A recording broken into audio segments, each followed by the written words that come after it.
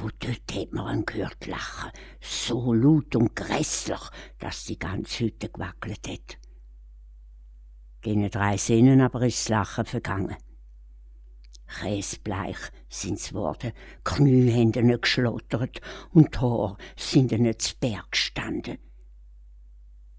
Erst, wo sie in der Hütte wieder ruhig war, haben sie sich hineingetraut. Sie haben gehofft, das grüßige Gespenst sei verschwunden. Aber oh jetzt.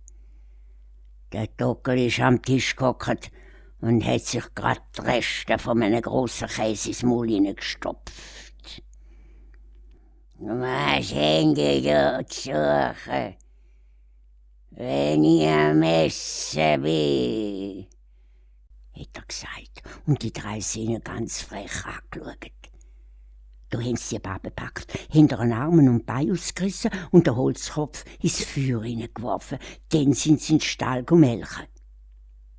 Aber wo sie zufrieden wieder in die Hütten hineingekommen sind, wer hockt am Tisch Spurli munter, wie wenn nichts passiert wäre? Der Dockel. Am nächsten Tag haben die Söhne die Gespensterbabe zu einem Felsen geschleicht und in ein tiefes Doppel geworfen.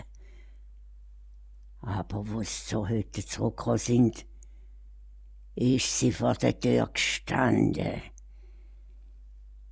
Mich kann man nicht umbringen. Da bin ich.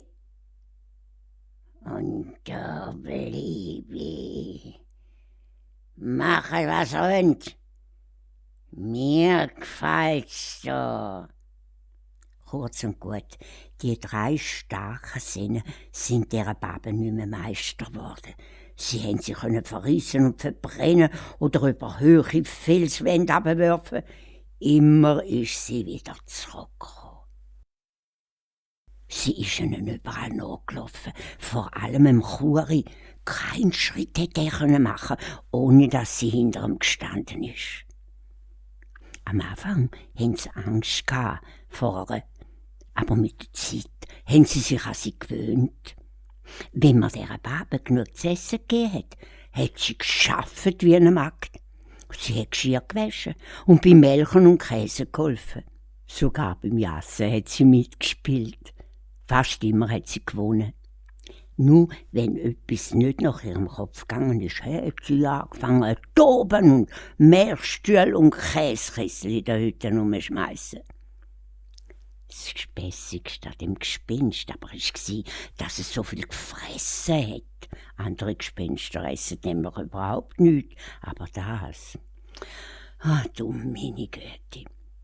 Es ist einmal unter die Kühe gelegen und hat sich literweise Milch gerade ins Maul hineingemolken. Nachher sind sackweise Herdöpfel und Mais hineingekommen.